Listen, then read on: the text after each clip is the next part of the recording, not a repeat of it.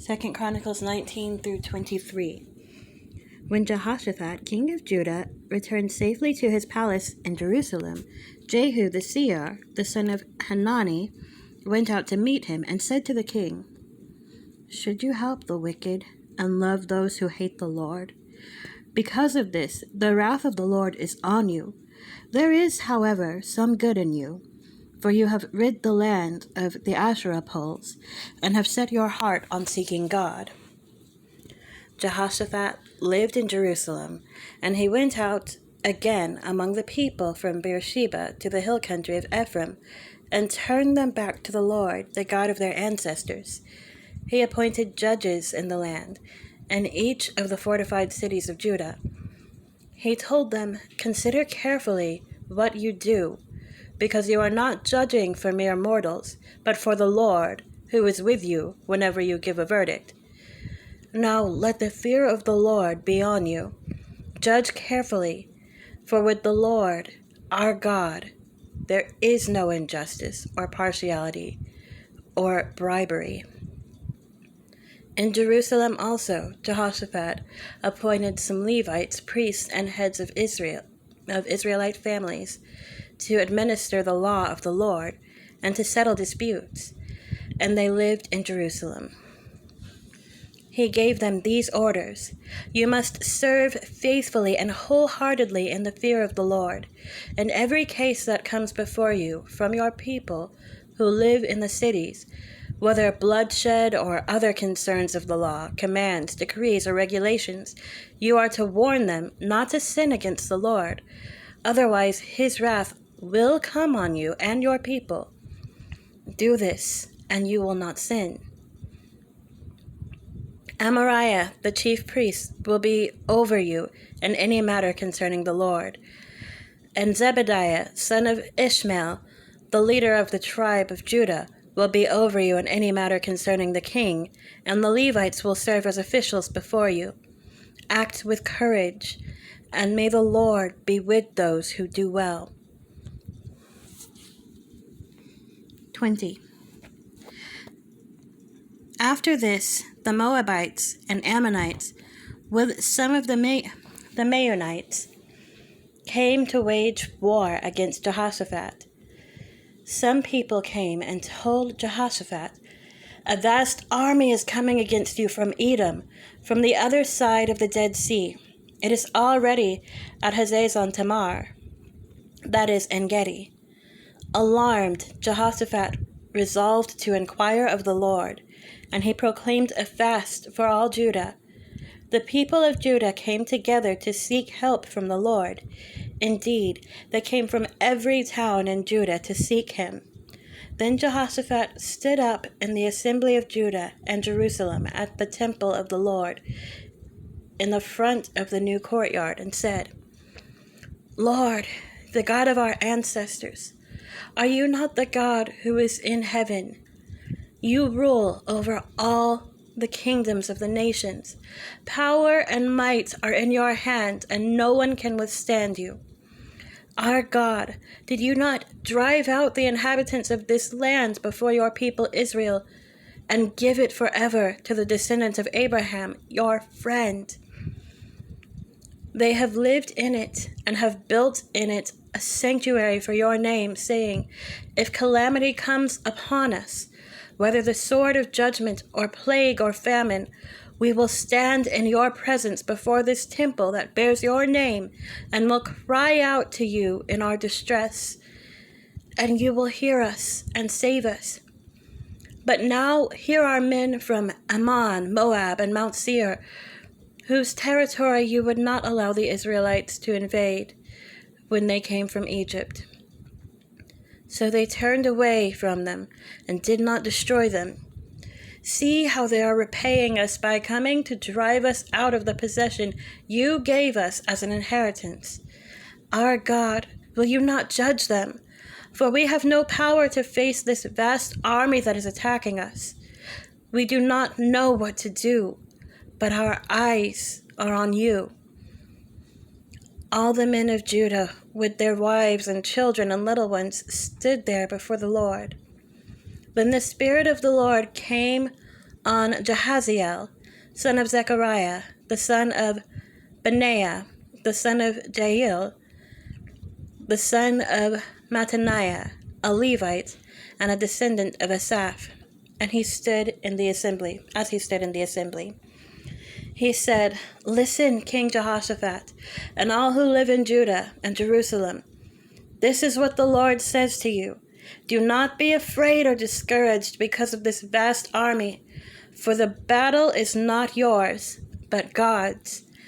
Tomorrow, march down against them. They will be climbing up by the pass of Ziz, and you will find them at the end of the gorge in the desert of Jeruel. You will not have to fight this battle. Take up your positions, stand firm, and see the deliverance the Lord will give you, Judah and Jerusalem. Do not be afraid, do not be discouraged. Go out to face them tomorrow, and the Lord will be with you."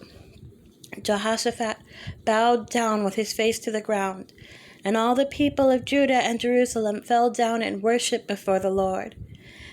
Then some Levites from the Kohathites and Korahites stood up and praised the Lord, the God of Israel, with a very loud voice. Early in the morning they left for the desert of Tekoa. As they set out, Jehoshaphat stood and said, "Listen to me, Judah and people of Jerusalem. Have faith in the Lord your God, and you will be upheld. Have faith in his prophets, and you will be successful." After consulting the people, Jehoshaphat appointed men to sing to the Lord and to praise him for the splendor of his holiness as they went out at the head of the army, saying, "Give thanks to the Lord, for his love endures forever." As they began to sing and praise, the Lord set ambushes against the men of Ammon and Moab and Mount Seir, who were invading Judah, and they were defeated. The Ammonites and Moabites rose up against the men from Mount Seir to destroy and annihilate them. After they finished slaughtering the men from Seir, they helped to destroy one another. When the men of Judah came to the place that overlooks the desert and looked toward the vast army, they saw only dead bodies lying on the ground. No one had escaped. So Jehoshaphat and his men went to carry off the plunder, and they found among them a great amount of equipment and clothing, and also articles of value, more than they could take away. There was so much plunder that it took 3 days to collect it. On the 4th day they assembled in the valley of Barakah, where they praised the Lord. This is why it is called the valley of Barakah to this day. Then, led by Jehoshaphat, all the men of Judah and Jerusalem returned joyfully to Jerusalem, for the Lord had given them cause to rejoice over their enemies. They entered Jerusalem and went to the temple of the Lord with harps and lyres and trumpets. The fear of God came on all the surrounding kingdoms when they heard how the Lord had fought against the enemies of Israel. And the kingdom of Jehoshaphat was at peace, for his God had given him rest on every side. So Jehoshaphat reigned over Judah. He was 35 years old when he became king of Judah, and he reigned in Jerusalem 25 years. His mother's name was Azubah, daughter of Shilhi. He followed the ways of his father Asa and did not stray from them. He did what was right in the eyes of the Lord. The high places, however, were not removed, and the people still had not set their hearts on the God of their ancestors. The other events of Jehoshaphat's reign from beginning to end are written in the annals of Jehu, son of Hanani, which are recorded in the book of the kings of Israel.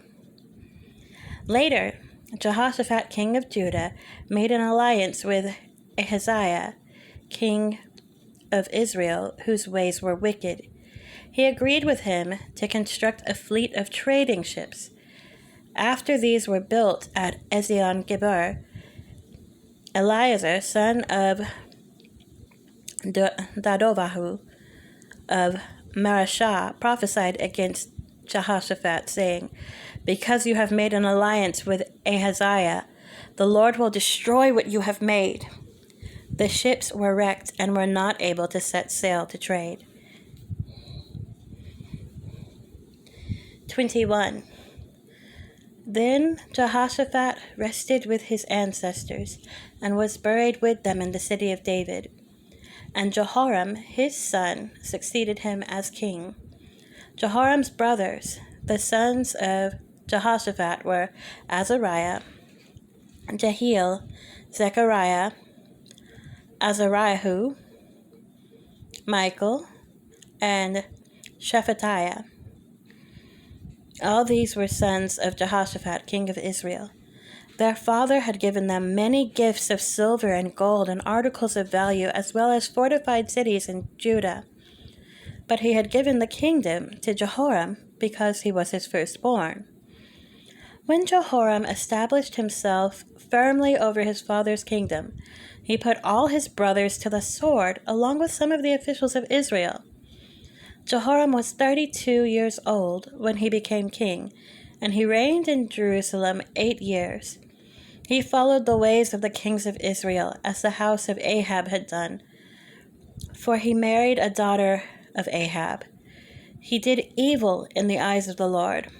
Nevertheless, because of the covenant the Lord had made with David, the Lord was not willing to destroy the house of David. He had promised to maintain a lamp for him and his descendants forever. In the time of Jehoram, Edom rebelled against Judah, and set up its own king. So Jehoram went there with his officials and all his chariots. The Edomites surrounded him and his chariot commanders, but he rose up and broke through by night. To this day, Edom has been in rebellion against Judah.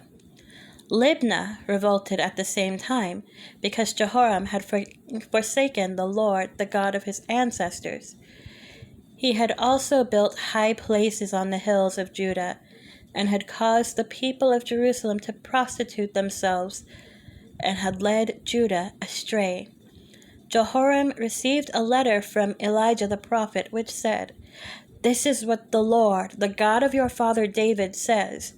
You have not followed the ways of your father Jehoshaphat, or of Asa, king of Judah, but you have followed the ways of the kings of Israel, and you have led Judah and the people of Jerusalem to prostitute themselves, just as the house of Ahab did. You have also murdered your own brothers, members of your own family, men who were better than you. So now the Lord is about to strike your people, your sons, your wives, and everything that is yours with a heavy blow. You yourself will be very ill with a lingering disease of the bowels, until the disease causes your bowels to come out." The Lord aroused against Jehoram the hostility of the Philistines and of the Arabs who lived near the Cushites. They attacked Judah, invaded it, and carried off all the goods found in the king's palace, together with his sons and wives. Not a son was left to him except Ahaziah, the youngest. After all this, the Lord afflicted Jehoram with an incurable disease of the bowels. In the course of time, at the end of the 2nd year, his bowels came out because of the disease, and he died in great pain. His people made no funeral fire in his honor, as they had for his predecessors. Jehoram was 32 years old when he became king, and he reigned in Jerusalem 8 years. He passed away to no one's regret, and was buried in the city of David, but not in the tombs of the kings. 22. The people of Jerusalem made Ahaziah, Jehoram's youngest son, king in his place, since the raiders who came with the Arabs into the camp had killed all the older sons. So Ahaziah, son of Jehoram, king of Judah, began to reign. Ahaziah was 22 years old when he became king, and he reigned in Jerusalem 1 year. His mother's name was Athaliah, a granddaughter of Omri. He too followed the ways of the house of Ahab, for his mother encouraged him to act wickedly. He did evil in the eyes of the Lord, as the house of Ahab had done. For after his father's death, they became his advisers to his undoing. He also followed their counsel when he went with Joram, son of Ahab, king of Israel, to wage war against Hazael, king of Aram, at Ramoth-Gilead. The Arameans wounded Joram, so he returned to Jezreel to recover from the wounds they had inflicted on him at Ramoth in his battle against Hazael, king of Aram. Then Ahaziah, son of Jehoram, king of Judah, went down to Jezreel to see Joram, son of Ahab, because he had been wounded. Through Ahaziah's visit to Joram, God brought about Ahaziah's downfall. When Ahaziah arrived, he went out with Joram to meet Jehu, son of Nimshi, whom the Lord had anointed to destroy the house of Ahab. While Jehu was executing judgment on the house of Ahab, he found the officials of Judah and the sons of Ahaziah's relatives, who had been attending Ahaziah, and he killed them. He then went in search of Ahaziah, and his men captured him while he was hiding in Samaria. He was brought to Jehu and put to death. They buried him, for they said he was a son of Jehoshaphat, who sought the Lord with all his heart. So there was no one in the house of Ahaziah powerful enough to retain the kingdom. When Athaliah, the mother of Ahaziah, saw that her son was dead, she proceeded to destroy the whole royal family of the house of Judah. But Jehosheba, the daughter of King Jehoram, took Joash, son of Ahaziah, and stole him away from among the royal princes who were about to be murdered, and put him and his nurse in a bedroom. Because Jehosheba, the daughter of King Jehoram, and wife of the priest Jehoiada, was Ahaziah's sister, she hid the child from Athaliah, so she could not kill him. He remained hidden with them at the temple of God for 6 years, while Athaliah ruled the land. And 23. In the 7th year, Jehoiada showed his strength. He made a covenant with the commanders of units of 100.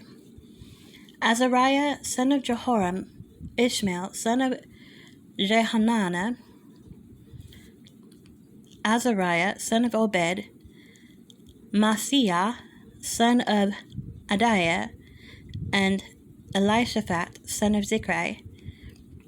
They went through and throughout Judah and gathered the Levites and the heads of Israelite families from all the towns. When they came to Jerusalem, the whole assembly made a covenant with the king at the temple of God. Jehoiada said to them, "The king's son shall reign, as the Lord promised concerning the descendants of David. Now this is what you are to do. 1/3 of you priests and Levites who are going on duty on the Sabbath are to keep watch at the doors, 1/3 of you at the royal palace, and 1/3 of you at the foundation gate. And all the others are to be in the courtyards of the temple of the Lord.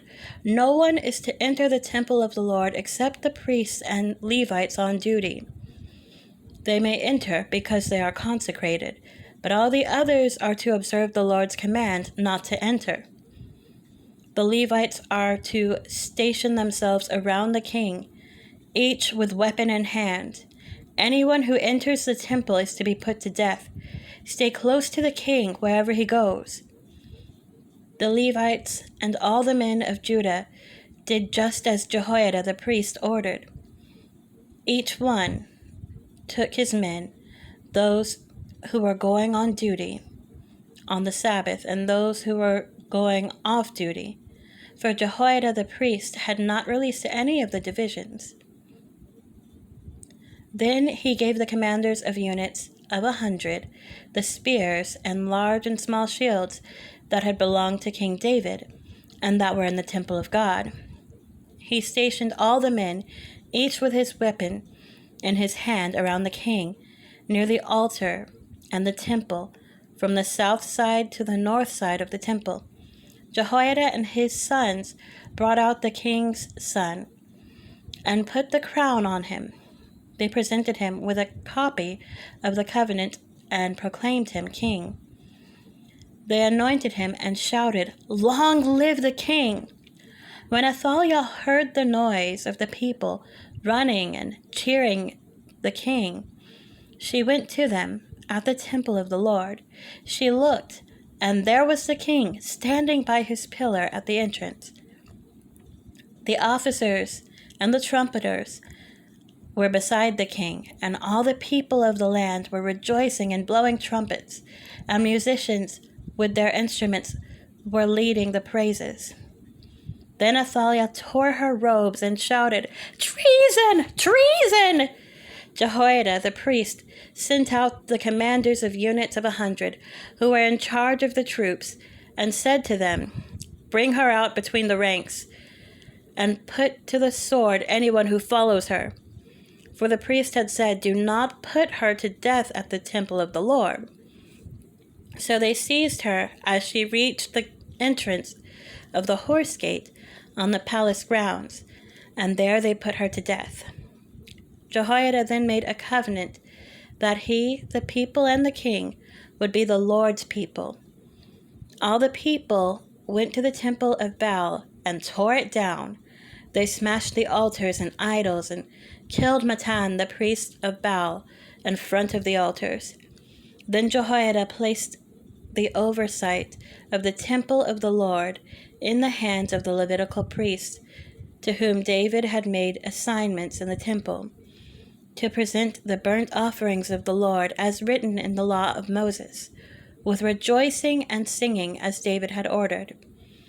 He also stationed gatekeepers at the gates of the Lord's temple, so that no one who was in any way unclean might enter. He took with him the commanders of hundreds, the nobles, the rulers of the people, and all the people of the land, and brought the king down from the temple of the Lord. They went into the palace through the upper gate and seated the king on the royal throne. All the people of the land rejoiced, and the city was calm, because Athaliah had been slain with the sword.